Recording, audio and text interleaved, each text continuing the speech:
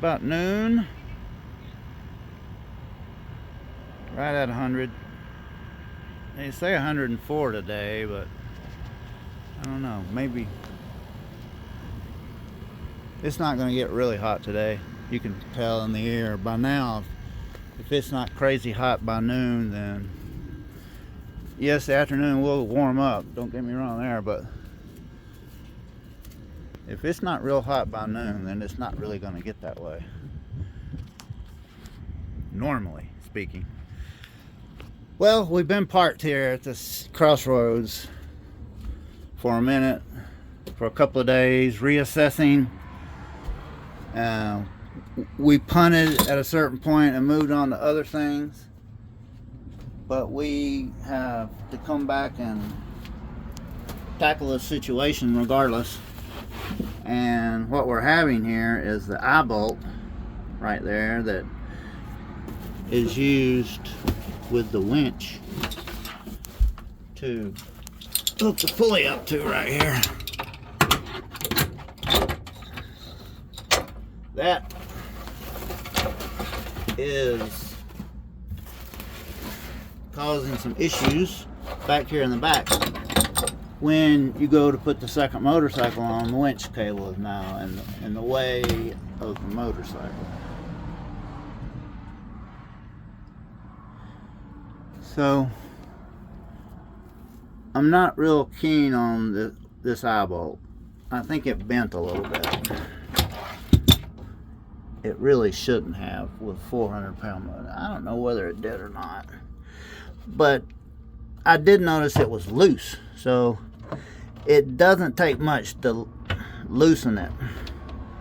And maybe it was in a position, and then when the eye bolt finally got some weight or some momentum behind it, it did that to the eye bolt. So anyway, I found it loose up here. See, it's not a lot of big confidence booster right there for your main attaching point. That's just not gonna work. So what we're gonna do is, there is another steel beam running somewhere in that neighborhood of the end of the tape measure there across the trailer, and we will use that as our mounting point for this D-ring. And it'll have to be like, I would rather it be like this, but it's gonna have to be like this. And I think it's alright. We're only talking 400 or 500 pounds here, so it'll be somewhere out of the way somewhere. If I can get it a little closer, but somewhere like that. And we'll have 2 bolts going through the beam, and on this one I'm going to put a backer plate on both bolts, even though it's going through the beam. On the other side where the nuts will be, I'll put a long strap with holes drilled in it for each bolt, and so that'll give it some added strength with pulling. And this will be centrally located to where it won't matter which motorcycle is in here. You can see we moved it over. It wouldn't interfere with the DRZ at this point. So see a better look back here. Yeah, you see further over this way, it wouldn't interfere till you get real close to the front. And I'm saying DRZ, but take that back. We are switching spots here too. That's another conclusion that came to me, is that this is the MV Agusta here is the heavier. It like 430 pounds, something like that. It's an 800cc bike. So it's the biggest, one of the biggest. My KLR weighs more than this, but we're not even fooling with it right now. So the bike with the most weight needs to really be over the axles. And we had intended for the motorcycle over here to be as far forward as we can get it without touching the cabinet. And with the weight, that really kind of doesn't really mess the weight up too much, but I would rather have that weight further back, because if you notice, there's really nothing back here where the axles are except for that battery and the winch and some of the bed, but everything else is up that way. So we need to put some weight back here in the back. Consequently, this motorcycle needs to go as far rearward as it can, and it can come back another inch or so, but this is basically as far back as it can get. But we want to move it over here now. I've looked at the shape, and thankfully the hand guards will just miss over here hitting. Wasn't that kind of wow, that happening? That's gonna be neat. So looks like it will miss. We can come back an inch more. There we go. So will they miss? Oh yes, no problem. Yep, you can see what I'm saying right here. Yep, we have 3 or 4 inches, so that's good. And we'll have the DRZ will come over here now in this position, and it will afford us a lot of room back here in the back in this corner right here, because the DRZ is shorter than this. So we'll have like a 4-foot square section back here that we can do whatever with, stack some totes. Because when we raise the bed up, we take away our storage underneath the bed. There will be totes underneath here. So we'll have to store some right over here. And also we have 2 15-gallon water jugs. We're going to put them right over here for travel. Right here. That's where the axles are, and the weight will be good at that point. Then we can basically put whatever we want up here without throwing a bunch of lead weight up in the front. We can won't have to worry about not being able to use the storage space that we have because of the weight.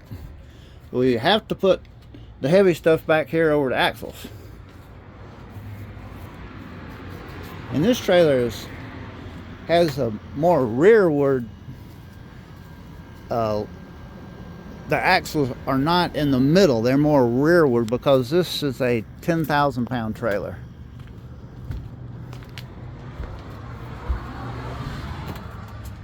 Woo! So we will need to drill us a hole, 2 holes up there,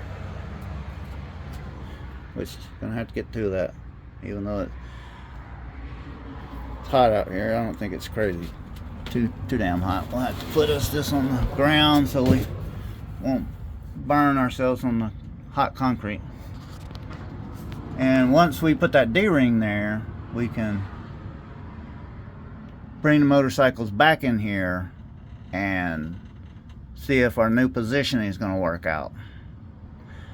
And at that point, we will need to add some more D-rings back here on the floor.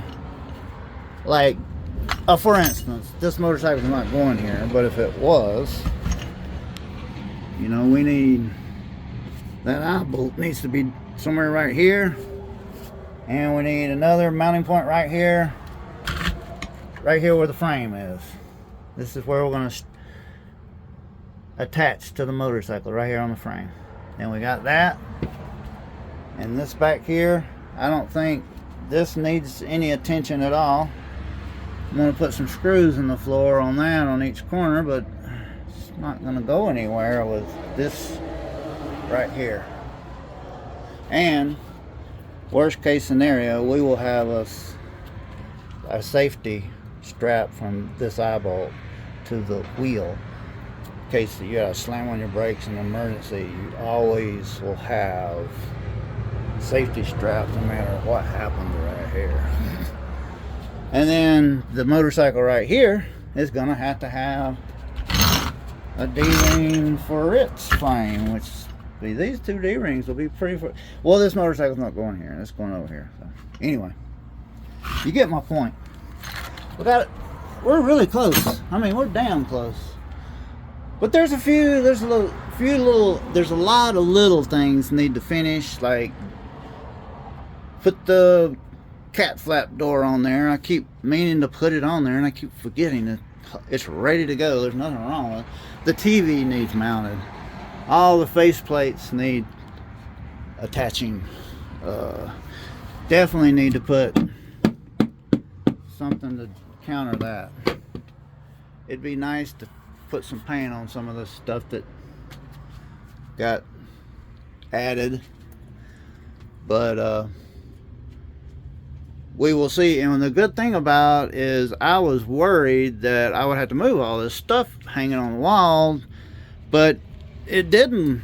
When we put the Envy Augusta up there in that spot, which was right there, the handlebars were over there, but it just went right through that stuff, no problem. That's good. So we made a lot of ground. Well, we had a lot of ground to cover.